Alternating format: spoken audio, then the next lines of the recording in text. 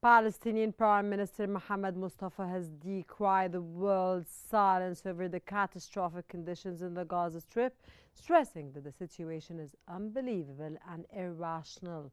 Mustafa emphasized that the top priority is first to stop the bloodshed in Gaza, second to begin reconstruction, and third to unify Gaza and its institutions with the national institutions in order to immediately launch the rebuilding process and realize the state on the ground.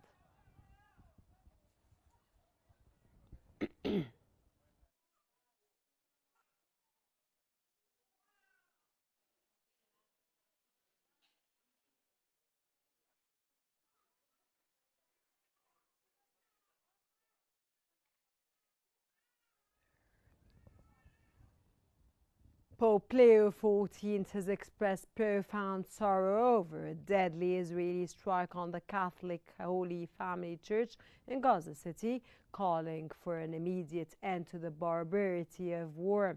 Speaking during the Sunday Angelus prayer, the Pope named the 3 Christians killed and extended his prayers to their families and all the parishioners. The Pope appealed to the international community to uphold humanitarian law, protect civilians, and hold the use of collective punishment and indiscriminate force. Contro la popolazione civile e i luoghi di culto a Gaza. Chiedo nuovamente che si fermi subito la barbarie. Israeli attacks across Gaza have killed 67 seekers.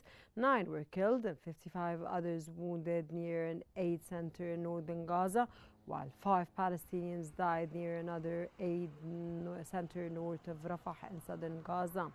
Gaza's health ministry reports at least 130 killed and 495 others wounded in the past 24 hours, bringing the death toll since the war began to 58,895, with 140,980 others injured.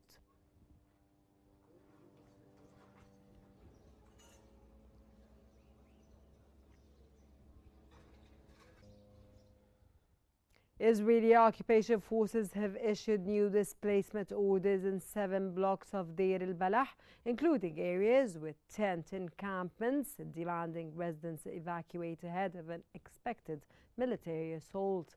Verified footage showed the Israeli army dropping leaflets over residential zones, warning civilians to leave immediately due to impending attacks. Despite such orders, areas designed as safe zones by Israel continue to be targeted, leaving Palestinians with no secure refugee amid ongoing strikes.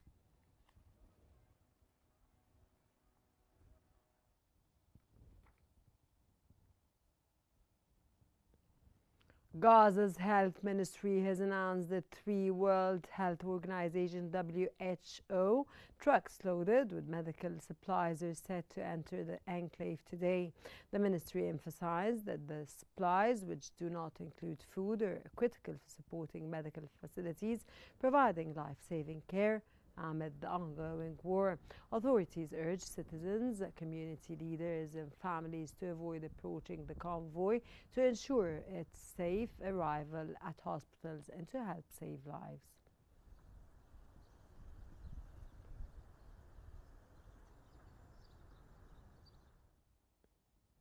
The UN Agency for Palestinian Refugees, UNRWA, has accused Israel of starving civilians in Gaza, including 1 million children, by maintaining a siege that blocks vital aid deliveries. In a statement posted on X, UNRWA urged Israel to lift the blockade and allow the agency to deliver food and medicine into the besieged enclave. Currently, food distribution is being managed at 4 points by the United States and Israeli backed through the Gaza Humanitarian Foundation, GHF. However, aid seekers are being shot at while trying to collect desperately needed supplies. Nearly 900 people have been killed since the GHF began operations in late May.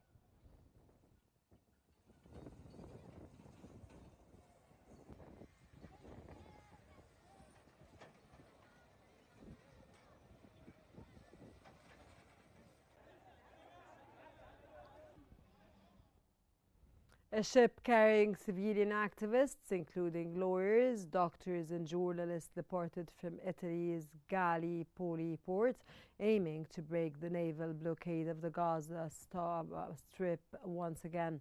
The Freedom Flotilla coalition vessel, the Handalla, set sail with toys and life-saving humanitarian aid for Gaza's children, along with a message of global solidarity. Last month, a similar mission by coalition ship Medine was intercepted by the Israeli naval forces, who boarded and seized the vessel carrying Swedish activist Greta Thunberg.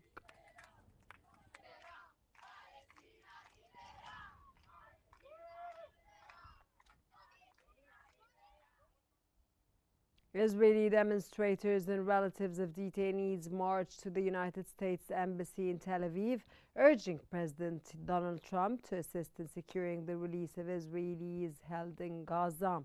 A protester called for a finalized deal between Israel and Hamas to begin the process of healing. Another demonstrator expressed deep concern, saying he was scared for the destiny of the detainees.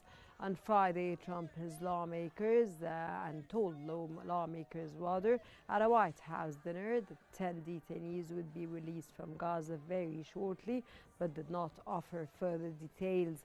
Hamas's spokesperson said this group supports an interim truce proposal involving the return of 10 detainees and bodies of 18 Palestinians over 60 days in exchange for the release of Palestinian detainees by Israel. If negotiations fall, Hamas could demand a full package deal.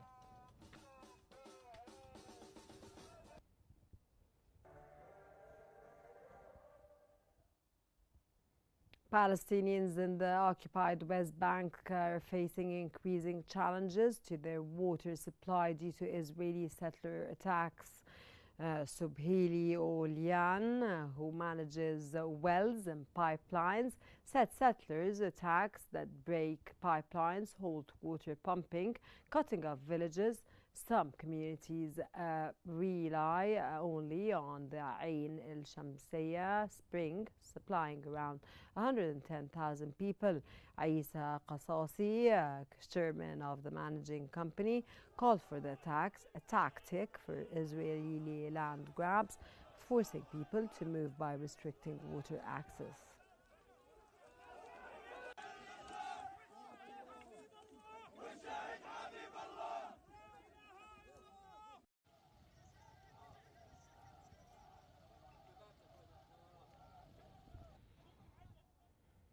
And moving on to Tehran, where Iran has replaced air defense systems damaged in Israeli attacks last month.